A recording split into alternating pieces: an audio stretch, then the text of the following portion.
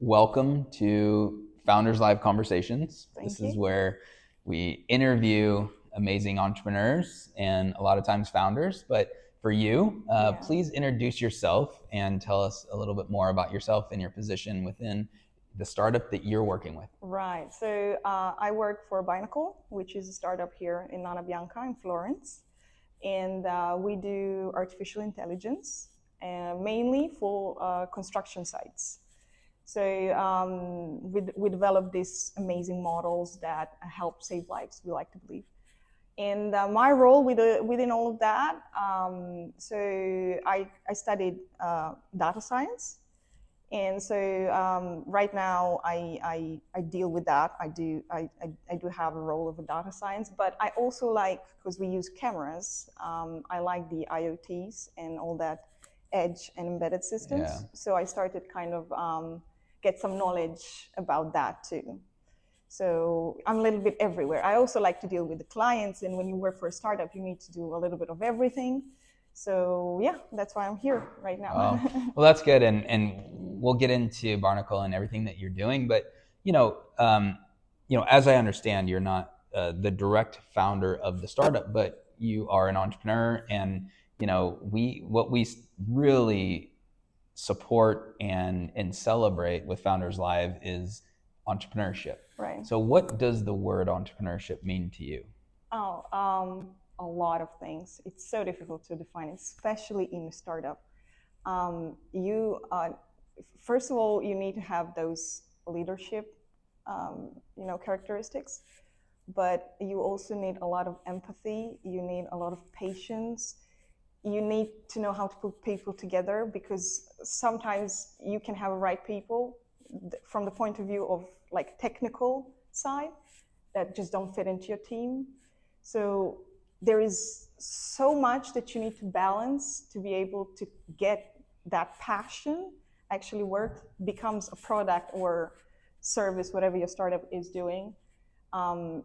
So being an entrepreneur, it is a lot of things. And I think it's even hard to define it. Right now, what I told you is probably what we are struggling with. So yeah, but it's challenging. Yeah. If you like a challenge, you go and do the entrepreneurship. Yeah, absolutely. And so on that note, why did you choose this path of entrepreneurship? And I always like to say, the fact that we're doing this, like, we can get hired at a corporation or a big company, nice paying salary and all this stuff. Yeah. Easy life. Yeah. Why choose entrepreneurship that can be a bit more challenging? So I suppose my case is a bit particular. So I kind of went into tech. I decided to go into tech like 2-3 years ago. And obviously, like you said, you go to a big company, and big companies are such security and they give you a lot. But what you do in a big company in like a year, 2 years time, in a startup, you do in like 2 months.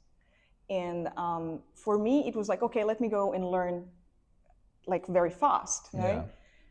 Yeah. But then with that, I discovered the entire world of everything, in a sense that I really start liking what Binocle's doing and trying to produce. I really start liking like all the involvement, the relationship I had with the founder, the ideas that were coming up, the leadership, the dealing with people, and all of that. And just having that small thing that you see just very slowly growing, and maybe one day becoming something important. I think that's why I stayed. So it depends what you want in life. Obviously, as I said, like being in a big company and having that security is great. But again, like challenge, like learning fast. In a startup, you can even like, you have to know how to swim very fast. Otherwise, you drown very easily. Yeah. So that for me was a challenge. So that battle kind of pushed me to go. And then I was like, if I manage to survive this, everything else might be even easy. So I stayed. Well, it's everyone has their own personal reason for really starting a company or really taking the entrepreneur journey, but you, I sense that you enjoy the challenges. Yeah. I sense that you're like, I'm going to take that challenge. Yeah. That was the main reason. So a lot of time I wanted to quit, and then I don't like dealing or addressing this, but also being a woman in the tech world, I enjoy it a lot, and I think I have a great team, but it is challenging sometimes. So there was a lot of down moments, but all in all, so far it's been great. Yeah. If you were going to speak to, maybe give some thoughts and advice to some early stage founders and entrepreneurs and people that are just starting out, what advice would you share with them as people are evaluating or early in their journey of being an entrepreneur? Right. So what I've learned and what I've seen up until now, and what I think that people usually make mistakes when they start, when they try to actually just develop an idea or start a company or develop whatever, is that they don't have the diversity, I would call it. Like, don't get your 5 friends that did your same university course, same university, same town. Don't do that. You have that, that's you. Go and find everything else. So go as further as you can, get someone who's totally different than you, and try to integrate with that person. Get women in your team, because what I realized is that having team is everything, and I think the women do the best mediation that there can be. So get the diversity in the team. Don't get those 5 friends that have the same idea as you do. I think that's the first and biggest mistake, and that's the first step that would get you somewhere. That step further, not only just the one we call pre-seed, right, in the startups, in my opinion. So that would be that's a very good piece of advice, and just carrying on to that a little bit is finding people, in addition to the diversity aspect, of finding people that balance yourself from a skill set and knowledge base, and then lastly, and this is something that I will be sharing a little later on, actually, is the team helps you survive through the challenges. They're there, a team supports each other. They're there to get through the tough times, and so I think that's a really important thing. Very important. Yeah. Well, let's shifting a little bit to share with us the company and the problem that you're looking to solve. That's always like the place that I like to start is what problem did you all see in the world that you're looking to solve? So this was all my boss's, the founder of Binocle's idea. I think what pushed him to start Binocle and then Kone, as we call it here, which is the product I'm working on, is the first thing was the numbers. So very often I think you don't stop and don't look at the numbers. But when he saw the numbers that were coming up when he was searching all the bad things happening on the construction sites, I think that he saw that there is a lot that can be done. So the first motive was, let's save lives. And just recently here in Florence, we had this construction site where everything just collapsed and a lot of people died. Wow. So, that was even just a confirmation. So let's just push it further. Also, I think that constructions it's a part of the market that's very in behind. So there's a lot of technology that can be brought in. And so I think those were 2 reasons that he kind of picked it to go into that direction. Yeah. So, if you were going to go into more of like the why of the company, it's like absolutely saving lives. Yeah, I think people are dying. Yeah. People are in risky situations. They're getting hurt, if not dying. Yeah, and sometimes, very often, these workers in a construction site, they are not aware of a danger because they're every day there. So, even just wearing a helmet, which probably for them is a hassle, it is important. Yeah. So, we kind of put all of that together and came up with a solution that might bring a difference in all of that. Yeah. Yeah. So walk us through a little bit of, that solution and, what is the experience right now and, who is using the product or the system. Right. So right now we have this, so we developed the algorithms that mainly do the detection of, we call them PPE, which is they are like safety equipments. So helmets, safety vests, the safety boots, gloves, and stuff like that. But obviously this is just a first stage. It's something that we're trying to like get it done, and then we can develop furthermore. All of that goes into also, so the big picture would be getting also the areas of interest. So for example, the dangerous areas. So when the workers get into those areas, the machines stop, or, there's an alarm getting off. Yeah. So they would get some kind of like warning or whatever to just move or shift. So we are right now in that stage of helmets, vests, and gloves. But so Ferrovie dello Stato, which would be the national train company here in Italy, they ask us to detect actually safety regions. So the one that I just told you before, for their workers. So I went into construction sites. We took the data. We recorded videos, and the conditions they're working in are really dangerous. I did not know that. You use trains every day, and I have never ever wondered who built actually the train tracks and how did all that, all the infrastructure, who put it together. So we kind of like did this product for them, which will detect when any worker is within a danger situation while on the construction site, which is pretty cool. So, and are they wearing?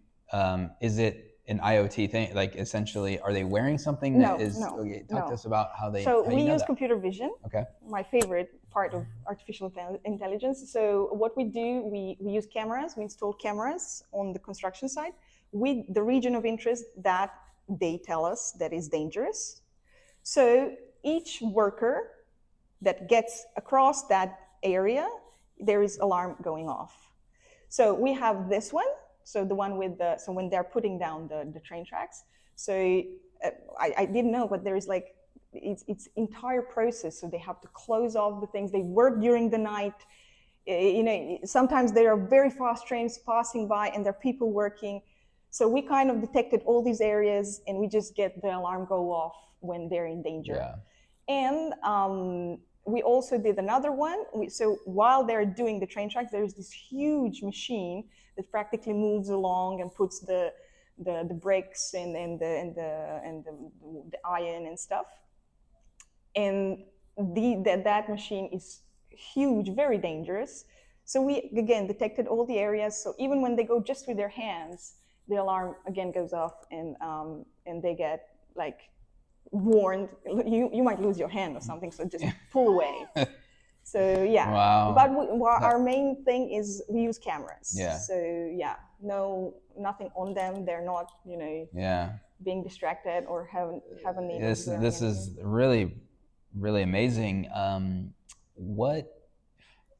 What is the status of the company and the product right now? And then where is it available or used? Like only in Italy, across Europe? Is this something that globally like companies can use? Like we want to know. Yeah, no. So we're right here in Anabianca right now, right? We are in this pre-seed stage of the company.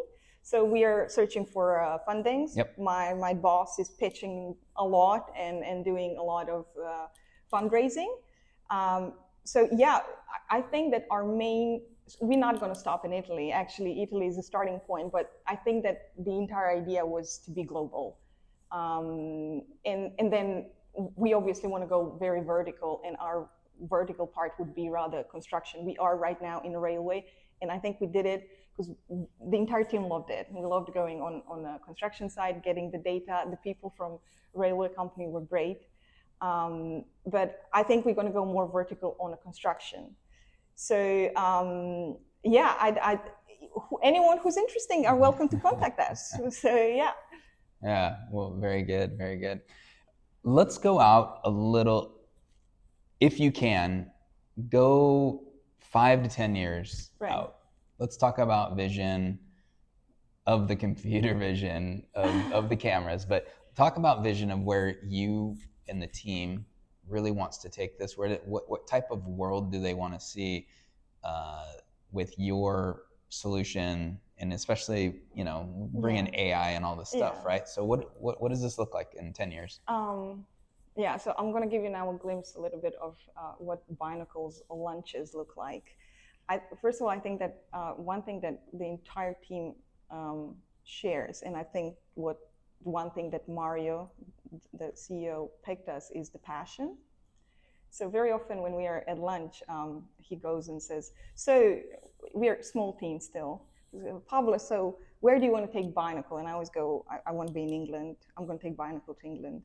And then there is another a team member, and he's like, Ludovico, where do you see Binocle? And he goes, I won't be in America. And so sometimes I even joke, the next one is going to take Australia and stuff like that. So 5 to 10 years from now, it's hard to project, obviously, where we're going to be. But I really do hope that these little dreams and these little games we play at lunch right here in Florence and Nana Bianca are actually going to be reality. That I'm going to be in London, selling these products to people in England and bring security on construction sites in England, and that Ludovico will do it the same in Canada, America, wherever he want to be, and someone else going to be in Australia and stuff like that. So that is what I see it. I do believe also that we will expand and not only have IoT's camera, but some other types of IoTs. I hope so. So it's not going. The product will be way more complex and able to do much more than it is doing right now. Well, I can tell you that it's possible. I'm sitting here. We're in Florence, Italy. Okay. Yeah. I'm American. I'm from Seattle, Washington, and it's hard to describe the feeling of being here, meeting you and meeting everyone here and just being a part of it. And so, but that's 10 years of work. Yeah. Okay. That's why I asked the question of 10 years. And so you all will be there. You're gonna remember this, and you're gonna say, you know what? Yes. And so that's great. Maybe a question around what's your thoughts on the future that has cameras everywhere, right? And so your solution is just, it's for safety, but it's watching, and it's like, there's cameras everywhere, and that can be concerning, or there could be some, I don't know, what is the company's stance on being a part of a world that basically is surveillance? And I'm not saying it's wrong. No, I'm also saying, like, we all want to be safe. Yeah. But what are the thoughts around that? Right. So our model has a particular thing. We don't give any kind of video, image, or anything. We just give data. So everything that we capture is actually for an hour and a half in a camera, then it goes discarded. Wow. Okay. So I know that there is a camera, and it's really, really hard to get, that bias of camera. Like, oh, well, it's still a camera. You guys are still watching. And I don't know if that can ever be overcome because it's a camera, right? But I think that our solution can overcome that, and it's the one that I just told you. So when they tell us, oh, it's also safety, if you want safety, if you want security, like if camera needs to be installed in some part of the city that has the criminality, our one doesn't do that. Yeah. So our camera is not that. It would need to be completely reprogrammed to do that. We do, and we deliver a dashboard with the data. We don't give images. So even on a construction site, there's always that question. And it's a big question here in Italy too, like, oh, workers being monitored. And I just always try to say to the people, well, if I'm working and I work with passion, I don't mind my boss watching me 24/7, but I do understand, what it is. So we are not monitoring them. So they can't tell, oh, okay, maybe, you blur his face, but from the pants, I know that that's John. So John hasn't been wearing the safety vests or something like that. That doesn't happen. It happens rather the fact that, 5 people didn't wear the safety vests. So we do need to, tell them again, look, we know you don't wear them. Whomever it is, wear them. Or, whatever client wants, we kind of adjust data to what they want. So that's a particular thing about our solution. So, got it. Yeah. Hey, that makes sense. And, I like it sounds great that, you're taking data, not just watching the camera, which is, I appreciate. And, I think that that's just something that as we go forward, that, more of the data that's collected, and there it is going to be cameras, because it's just the way that the world is going in a lot of ways. It's good to have that message out saying, here's what we do. Yeah. And, everything else is discarded. Yeah. That's great. Well, where can people find information about the company? So on our website, you can just go and do binocle.com, get all the information there. You can contact Nana Bianca. Nana Bianca will give you all the information about us. We try to be a little bit everywhere, but at this stage, we are also not putting a lot of effort into all the marketing, unfortunately. You can find us on LinkedIn, obviously Instagram. I'm pretty sure also Facebook. I'm not 100% sure, so I don't want to say something wrong. But LinkedIn for sure, Instagram for sure, Nana Bianca's and our website. Get all the information and get in contact with us.